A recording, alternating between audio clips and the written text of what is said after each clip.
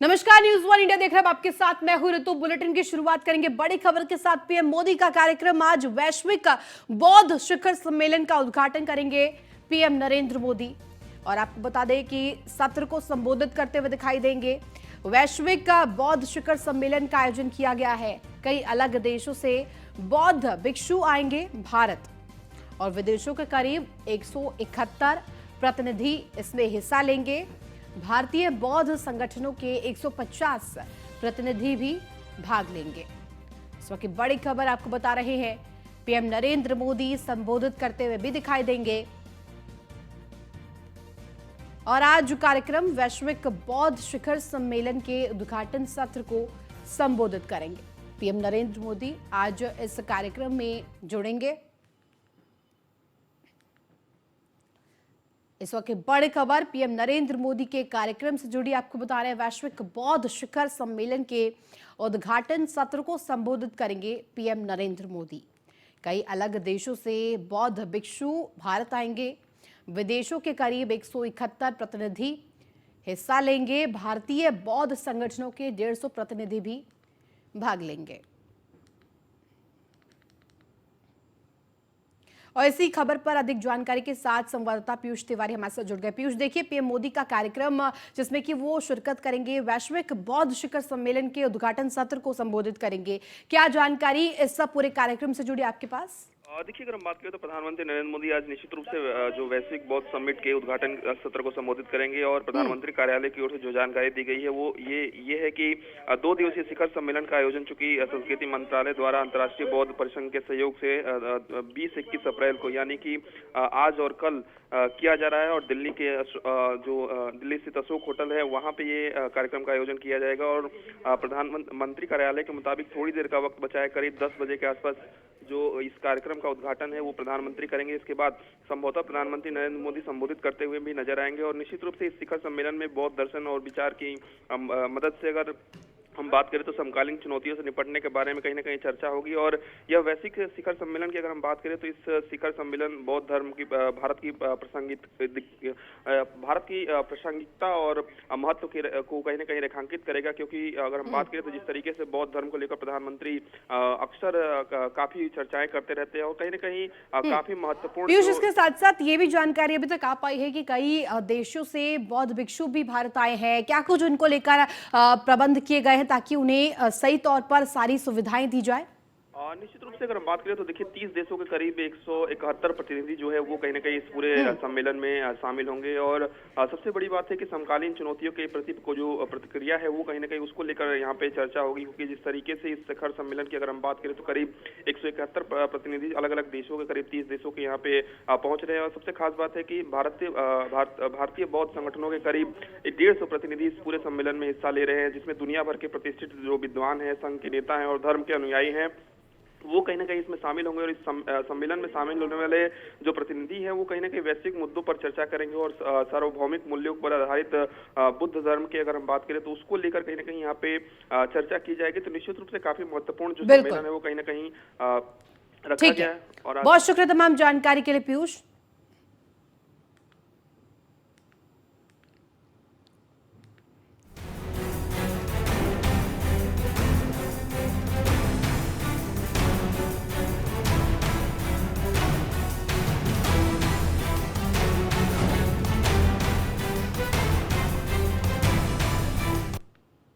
विजय पथ पर बीजेपी। जी हां, गोरखपुर से आपको इस वक्त की बड़ी खबर बता दें। सीएम योगी के दौरे का दूसरा दिन आज है। सीएम योगी ने मंदिर में किया रात्रि विश्राम। आज दौरे के दूसरे दिन करेंगे पूजा अर्चना। आज नहीं लगेगा जनता दर्शन कार्यक्रम।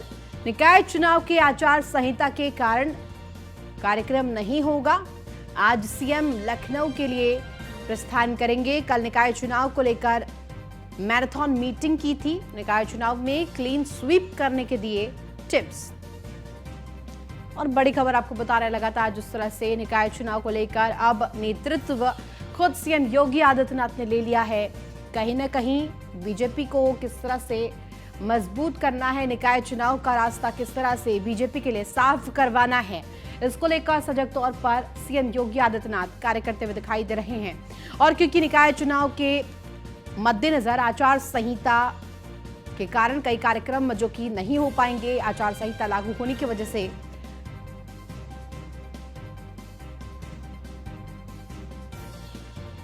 और इसी खबर पर अधिक जानकारी के साथ हमारे संवाददाता अश्विनी द्विवेदी हमारे साथ लखनऊ से जुड़ गए हैं, हरेंद्र दुबे हमारे साथ गोरखपुर से जुड़े हैं। सबसे पहले अश्विनी का रुख करेंगे।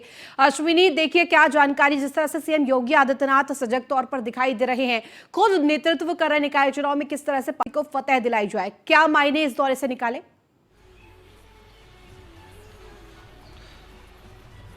बिल्कुल, उत्तर प्रदेश के मुख्यमंत्री 2 दिवसीय गोरखपुर दौरे पर थे और अपने गृह जनपद में साथ ही साथ पूर्वांचल को साधने की कोशिश कर रहे थे, क्योंकि पूर्वांचल सबसे ज्यादा कहीं ना कहीं कीमती भारतीय जनता पार्टी के लिए और खुद मुख्यमंत्री योगी आदित्यनाथ के है, क्योंकि उत्तर प्रदेश का पूर्वांचल क्षेत्र है जहां पर कहीं ना कभी एक समय था जहां पर समाजवादी पार्टी का दबदबा था, जहां पर गुंडागर्दी बोलती थी। लेकिन पिछले 6 सालों में जिस तरीके से वहां पर डेवलपमेंट के काम हुए, जिस तरीके से भारतीय जनता पार्टी ने अपना दबदबा बनाया, कहीं ना कहीं उस दबदबे को बनाए रखना है, क्योंकि उत्तर प्रदेश के मुख्यमंत्री पूर्वांचल क्षेत्र से आते हैं और वहां की जीत जो होगी वो कहीं ना कहीं पूरे प्रदेश में एक कहीं ना कहीं अस्तित्व बनाएगी भारतीय जनता पार्टी का।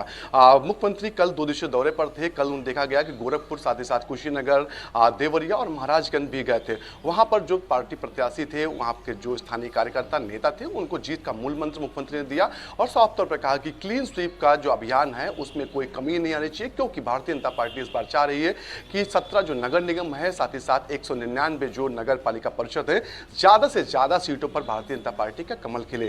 दूसरी ओर मुख्यमंत्री ने कल जब तमाम प्रदेश जिलों के दौरे पर थे, उस दौरान तमाम जो प्रत्याशी थे उनको साफ तौर पर कहा कि उत्तर प्रदेश सरकार ने जो भी काम किए हैं आप जनता के बीच जाइए, उनको बताइए, क्योंकि जनता उस चीजों को स्वीकार कर रही है। साथ ही साथ जो कानून व्यवस्था है उसको लेकर के मुद्दा बनाइए उसको, क्योंकि कानून व्यवस्था को लेकर के उत्तर प्रदेश सरकार दोबारा सत्ता में वापसी कर पाई, यानी कि ये कहे भारतीय जनता पार्टी ने दोबारा में सत्ता में वापसी कर पाई, क्योंकि 3 दशकों का समय हो गया था, कोई भी पार्टी दोबारा से लगातार दूसरा चुनाव नहीं उत्तर प्रदेश जीतती। लेकिन इस रिकॉर्ड को भारतीय जनता पार्टी और मुख्यमंत्री योगी आदित्यनाथ के नेतृत्व ने तोड़ा था। तो ऐसे में कहीं ना कहीं भारतीय जनता पार्टी और मुख्यमंत्री खुद चाह रहे हैं कि जो उनके कैंडिडेट्स हो वो साफ सुथरी छवि के हो, साथ ही साथ जनता के बीच जाकर के रहें, जनता के बीच जाकर के बात करें। इसको लेकर के मुख्यमंत्री ने साफ तौर पर कल निर्देश भी तमाम पार्टी कार्यकर्ताओं को दिया था। साथ ही साथ जो पदाधिकारी थे, विधायक थे, सांसद थे, उनको भी कहा था कि जो जनता है उसके दरवाजे तक जाइए और अपनी उपलब्धि बताइए। साथ ही साथ बिल्कुल अश्विनी, हमारे साथ गोरखपुर से हरेंद्र दुबे भी जुड़े हुए हैं, उनसे जानकारी ले लेते हैं। हरेंद्र, क्या कुछ डे प्लान से जुड़ी जानकारी आपके पास है, क्या ताजा अपडेट? गोरखनाथ मंदिर में भारतीय जनता पार्टी के कार्यकर्ताओं, क्षेत्रीय कार्यकारिणी हो या जिले की कार्यकारिणी हो या महानगर के सभी कार्यकारिणी के सदस्यों को मंदिर में बुलाया गया है और खासतौर से एक करके लोगों से फीडबैक लिया जा रहा है।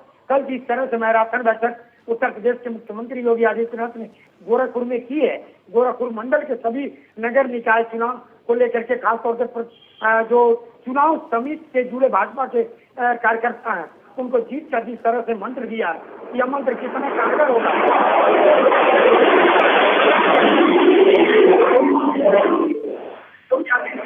पूरे पूर्वांचल में, पूरे उत्तर प्रदेश में क्लीन स्वीप करने में लगे हुए हैं। क्लीन स्वीप ठीक है हरेंद्र, आपका दोबारा से एक बार फिर से रुक करेंगे। संवाददाता अश्विनी द्विवेदी हमारे साथ लगातार बने हुए हैं। अश्विनी, देखिए सीएम योगी आदित्यनाथ की अगर बात करें तो तमाम चुनावों में उन्हें स्टार प्रचारक बनाया जाता है, और ऐसे में अगर यूपी की बात करें तो निकाय चुनाव में खुद नेतृत्व कर रहे हैं, क्या मायने निकाले इससे? क्योंकि कहीं ना कहीं ये बात सजग तौर पर कही जाती है कि यदि सीएम योगी आदित्यनाथ बढ़ चढ़कर किसी भी चुनाव में अगर हिस्सा लेते हैं तो निश्चित ही बीजेपी की जीत होती है। बिल्कुल, भारतीय जनता पार्टी की यही खूबी है, संगठन को चलाने की यही ताकत है कि बड़ा नेता हो या छोटा नेता हो, जब चुनावी मोड़ में भारतीय जनता पार्टी होती है तो सभी को एक समान जिम्मेदारी दी जाती है।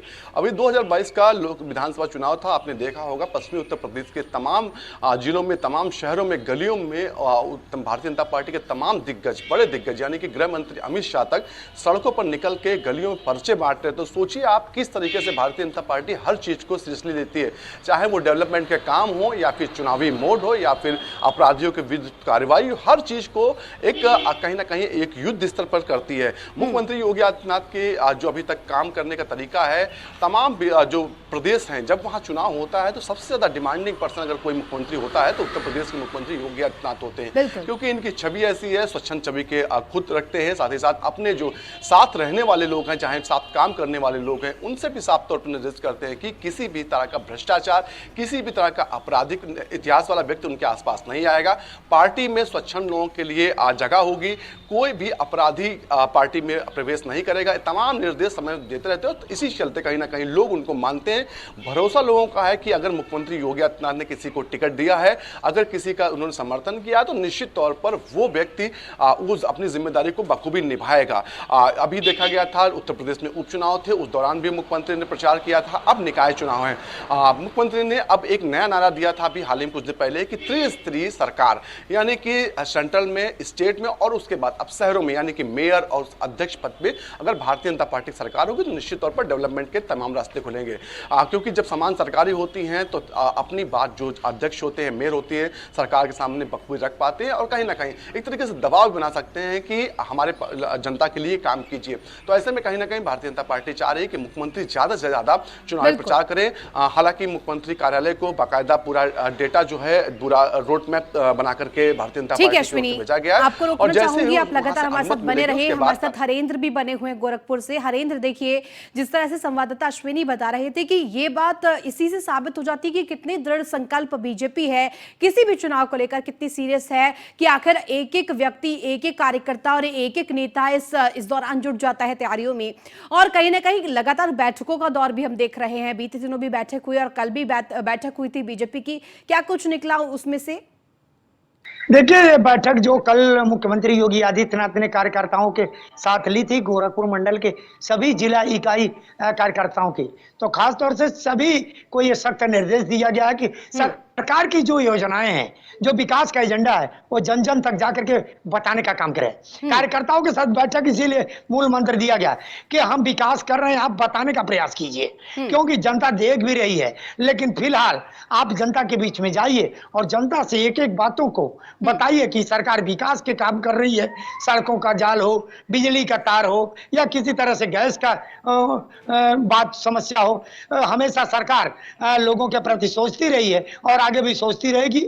और जनता से विकास के एक मुद्दे को लेकर के यही वोट मांगने का काम कीजिए, ताकि जनता ही जानती है जिस तरह से पूर्ण बहुमत से 2022 में जनता का समर्थन मिला, जनता का प्यार मिला, उसी तरह से नगर निगम चुनाव में भी जनता का प्यार मिले, जनता का समर्थन मिलना चाहिए। क्योंकि जब ट्रिपल इंजन की सरकार रहेगी तो विकास की गति और तेज होगी। तो खासतौर से इस तरह का मूल मंत्र कार्यकर्ताओं को देने में कल मुख्यमंत्री लगातार मैराथन बैठक की और मैराथन बैठक करने के बाद लोगों को नसीहत दी है। यही नहीं, 5 शिफ्ट में बैठक रखी गई थी। पहला कुशीनगर, दूसरा बहुत शुक्रिया तमाम जानकारी के लिए हरेंद्र, आपका भी अश्विनी, बहुत शुक्रिया तमाम जानकारी हमारे दर्शकों तक देने के लिए।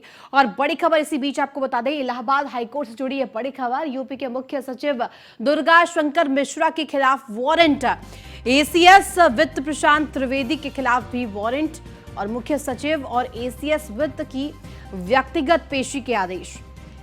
सीजेएस लखनऊ ने दोनों अफसरों को भेजा है वारंट। मुख्य सचिव और एसीएस वित्त के खिलाफ वारंट भेजा गया है। हाईकोर्ट के आदेश से हिली है यूपी की ब्यूरोक्रेसी। सचिव वित्त और विशेष सचिव वित्त को हिरासत में लिया गया है। विशेष सचिव से लेकर मुख्य सचिव तक की पेशी इलाहाबाद हाईकोर्ट में आज पेश होने का आदेश दिया गया है। सुप्रीम कोर्ट और हाईकोर्ट के रिटायर्ड जजों को मिल रही सुविधाओं को लेकर याचिका का मामला। आंध्र प्रदेश के तमाम सुविधाएं देने को लेकर रिटायर्ड जजों ने दाखिल की थी याचिका। यूपी सरकार ने सुप्रीम कोर्ट में हलफनामा देकर सामान्य सुविधाएं देने की कही थी बात। और हाईकोर्ट की तरफ से ये, और इसी खबर पर ज्यादा जानकारी के साथ संवाददाता एसके बाजपेयी मेरे साथ फोन लाइन पर जुड़ गया है। इसके देखिए, हाईकोर्ट के आदेश के बाद यूपी की ब्यूरोक्रेसी कहीं ना कहीं हिली हुई दिखाई दे रही है, क्या कुछ ये प्रकरण?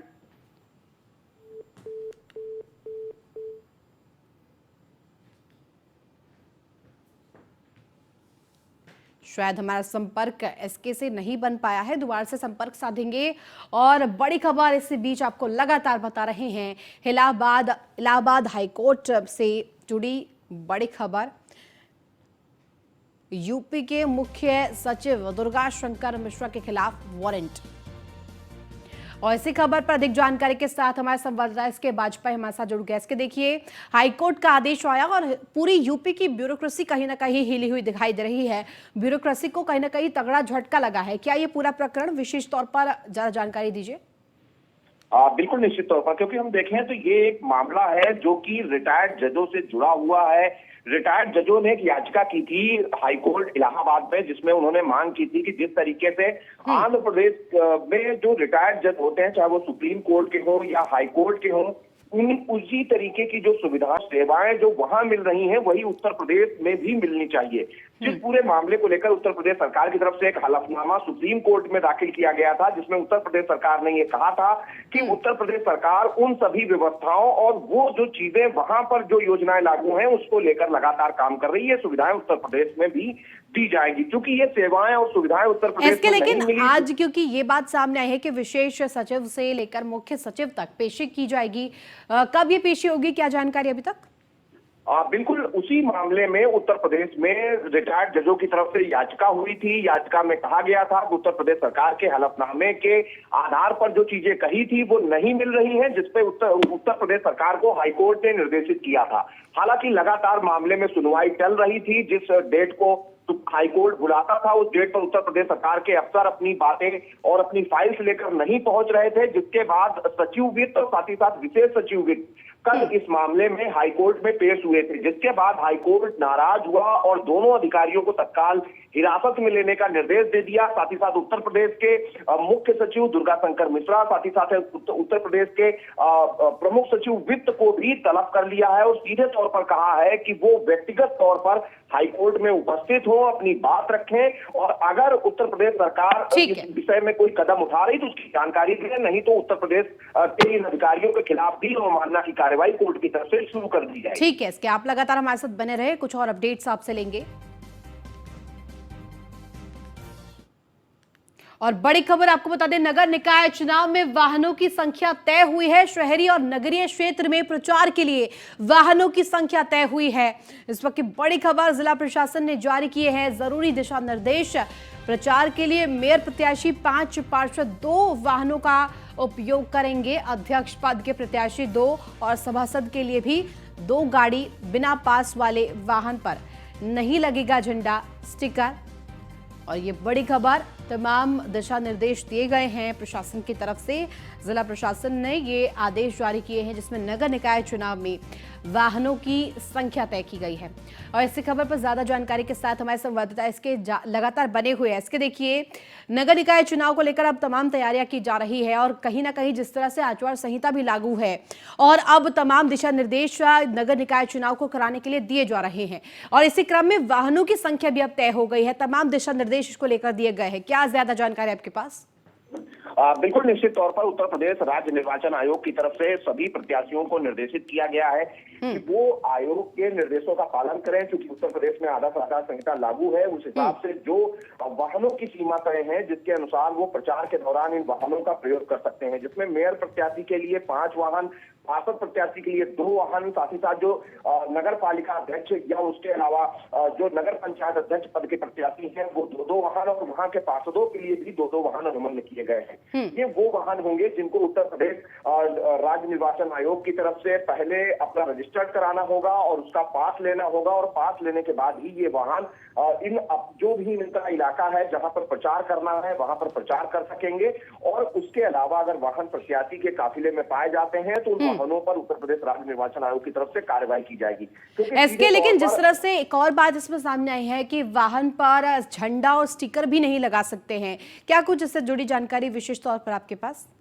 बिल्कुल, क्योंकि उत्तर प्रदेश निर्वाचन आयोग की तरफ से जो खर्च की सीमा है वो भी तय की जा चुकी है कि उससे ज्यादा कहीं खर्च न हो, क्योंकि बैनर, पोस्टर और बाकी की जो चीजें हैं वो सार्वजनिक स्थानों पर लगाने को लेकर की मनाही है, जिस पर उत्तर प्रदेश निर्वाचन आयोग की तरफ से एक अभियान चलाकर ऐसे बैनर, पोस्टर और होर्डिंग्स को हटाया गया था। तो निश्चित है कि आयोग के गाइडलाइंस हैं, इन गाइडलाइन का पालन प्रत्याशी को करना होगा। अगर प्रत्याशी इन गाइडलाइन का पालन नहीं करते हैं तो उनके खिलाफ आदर्श आचार संहिता का केस भी दर्ज होगा। तो ये दिशा निर्देश उत्तर प्रदेश के सभी जिला निर्वाचन अधिकारियों को जारी किए गए हैं। ठीक है, बहुत शुक्रिया तमाम जानकारी के लिए इसके। और बड़ी खबर आपको बता दें, नगरीय निकाय चुनाव में दूसरे चरण की तैयारी तेज। दूसरे चरण के प्रत्याशियों के चयन की कवायद तेज हो गई है। दूसरे चरण के प्रत्याशियों के चयन में जुटी बीजेपी। प्रदेश कार्यालय को मिले जिलों से दावेदारों के नाम के पैनल। दूसरे चरण के प्रत्याशियों का लखनऊ में जमावड़ा जल्द जारी होगी। दूसरे चरण के प्रत्याशियों की सूची, इस वक्त की बड़ी खबर। और अब कवायद तेज हो गई है प्रत्याशियों के चयन की। निकाय चुनाव को लेकर यह बड़ी खबर। नगरीय निकाय चुनाव में दूसरे चरण की तैयारी तेज हो गई है। दूसरे चरण में प्रत्याशियों के चयन की कवायद अब तेज देखने को मिल रही है। प्रत्याशियों के चयन में बीजेपी जुट गई है और जिताऊ कैंडिडेट की जिस तरह से लगातार मांग बीजेपी को रही है,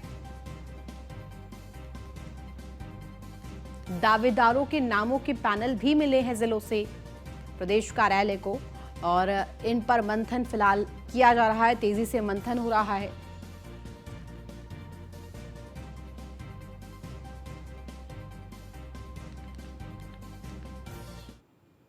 वही लखनऊ से खबर, जहां निकाय चुनाव की तैयारी तेज हो गई है। स्वार और 96 विधानसभा उपचुनाव में बसपा नहीं उतारेगी प्रत्याशी और निकाय चुनाव पर ही फोकस करेगी बसपा।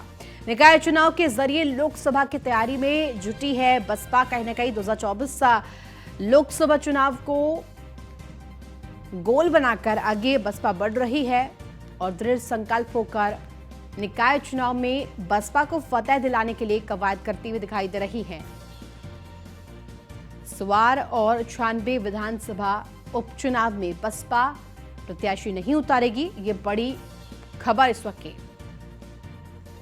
एक और जहां निकाय चुनाव की तैयारियां तेज हो गई है, स्वार और 96 विधानसभा के उपचुनाव होने हैं, वहीं ये बड़ी खबर सामने आई है। बसपा कोई दावेदारी इस बार स्वार और 96 विधानसभा उपचुनाव में नहीं उतारेगी प्रत्याशी।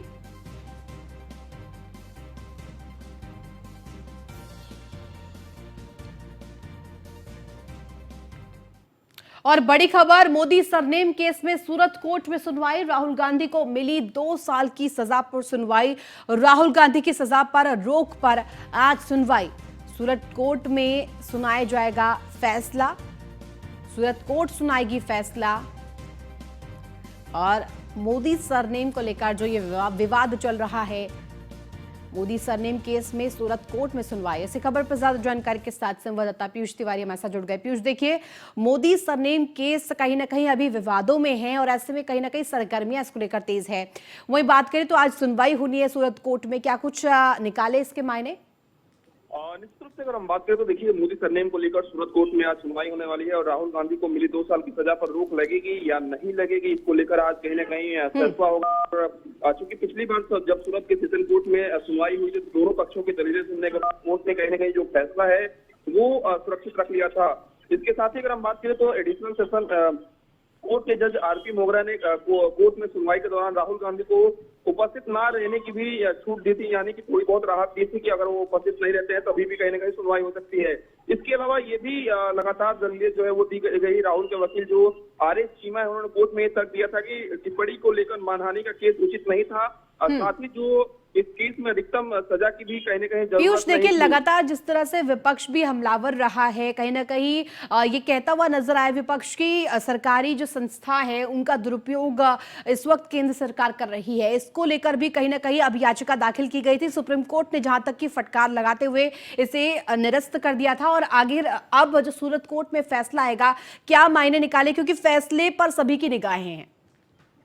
देखिए, अगर हम बात करें तो पूरी तरीके से 2 मामले अलग अलग हैं और ईडी और सीबीआई मामले में जिस तरीके से लगातार कार्रवाइयां चल रही थी, चाहे पिछली बार राहुल गांधी पर सुनवाई हुई है, तमाम तरीके के नेताओं पर इस तरीके से जो ईडी है या सीबीआई उसने कार्रवाई की थी, उसको लेकर कहीं ना कहीं 14 जो विपक्षी दल है उन्होंने सुप्रीम कोर्ट का दरवाजा खटखटाया था। लेकिन इस मामले की अगर हम बात करें तो चूंकि कर्नाटक के कोल्लार में राहुल गांधी ने मोदी सरनेम को लेकर एक जनसभा के दौरान आपत्तिजनक टिप्पणी की थी, जिसके बाद गुजरात के एक बीजेपी नेता ने मानहानि का केस दर्ज कराया था, जिसके बाद राहुल गांधी को 2 साल की सजा हुई और कहीं ना कहीं उनकी सदस्यता भी लोकसभा से गंवानी पड़ी उन्हें। और निश्चित रूप से आज कहीं ना कहीं जो सूरत कोर्ट है उसमें सुनवाई होने वाली है, जिसके बाद अब देखना होगा कि राहुल गांधी पीयूष, बिल्कुल, और ऐसे में राहुल गांधी की सजा पर रोक पर सुनवाई है, तो ऐसे में उनकी दलीलें क्या कुछ रह सकती हैं?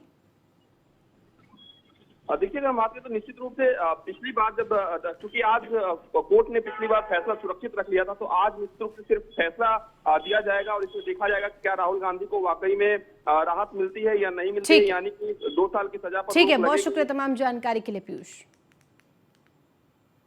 और बड़ी खबर आपको बता दें, अतीक अशरफ मर्डर से जुड़ी बड़ी खबर। एसआईटी टीम ने बांदा से 3 लोगों को हिरासत में लिया है। आरोपी लवलेश के तीनों दोस्तों को हिरासत में लिया गया है। एसआईटी इंस्पेक्टर की अगुवाई में कार्रवाई की गई है। बांदा रेलवे स्टेशन से तीनों को हिरासत में लिया गया है। हमीरपुर और कासगंज भी पहुंची है। एसआईटी की टीम लवलेश तिवारी को दे रहे थे मीडिया की ट्रेनिंग। और इसी खबर पर ज्यादा जानकारी के साथ संवाददाता नीलेश चौहान हमारे साथ फोन लाइन पर जुड़ गए। नीलेश, देखिए, 3 लोगों को हिरासत में लिया गया है, क्या कुछ जांच अभी तक हो पाई है? देखिए, बिल्कुल आपको बता दूं, जिस तरीके से अतीक और अफसर की हत्याकांड हुआ उसके बाद कल की अगर हम बात करें तो कल सीजीएम कोर्ट में 3 आरोपियों को पेश किया गया था, जिसके बाद रिमांड ली गई थी। और आज की अगर हम बात करें तो एसआईटी ने बांदा से 3 लोगों को हिरासत में लिया है और ये 3 लोग लवलेश के दोस्त बताए जा रहे हैं। एसआईटी इंस्पेक्टर की अगुवाई में तीनों लोगों को बांदा रेलवे स्टेशन से हिरासत में लिया गया है। हमीरपुर और कासगंज भी एसआईटी की टीमें पहुंची हैं। लवलेश तिवारी को जिस तरीके से ये तीनों बताया जा रहा है कि ये तीनों ही लवलेश तिवारी को मीडिया की ट्रेनिंग दे रहे थे कि कैसे मीडिया में काम करना है। कहीं न कहीं उसी काम को जिस तरीके से घटनाक्रम को अंजाम दिया गया उसमें भी इन तीनों ने मीडिया का रूप धारण किया हुआ था। तो ऐसे में ये 3 जो लोग हैं जिनको आज हिरासत में लिया गया है उनसे पूछताछ होगी, आखिर क्यों लवलेश को ये लोग मीडिया की ट्रेनिंग दे रहे थे, क्यों इनको बताया जा रहा था कैमरा कैसे चलाना है, क्यों इनको बताया जा रहा था कि माइक। बिल्कुल नीलेश, और ऐसे में जब ये घटनाक्रम हुआ तो कहीं ना कहीं हुबहू मीडिया कर्मी की तरह ये आए थे हमलावर और ये हत्याकांड को अंजाम दिया गया था और हुबहू वही जो रूप है वो धारण करके आए थे। माइक आईडी के साथ आए थे, कैमरे के साथ आए थे, डमी कैमरा इनके साथ मौजूद था। और ऐसे में ये पूरी जो साजिश है, क्या इसको लेकर भी आगे कुछ संज्ञान ले सकती है पुलिस? देखिए, बिल्कुल, जब इन 3 लोगों को हिरासत में लिया गया है और एसआईटी इससे पूछताछ करेगी तो कहीं जाहिर सी बात है कि इनसे पूछने का प्रयास किया जाएगा कि आखिर क्यों लवलेश को ये जो है मीडिया की ट्रेनिंग दी जा रही थी। उसके बाद ही तमाम चीजों से पर्दा उठेगा, क्योंकि लवलेश ही जिस तरीके से घटनास्थल पर कैमरा और आईडी लेकर पहुंचा था उससे ये साफ जाहिर होता है कहीं ना कहीं काफी लंबे समय से वो मीडिया की ट्रेनिंग ले रहा था। ठीक है नीलेश, बहुत शुक्रिया तमाम जानकारी के लिए। तो इसी के साथ फिलहाल इस बुलेटिन में बस इतना ही। आप देखते रहे न्यूज़ 1 इंडिया।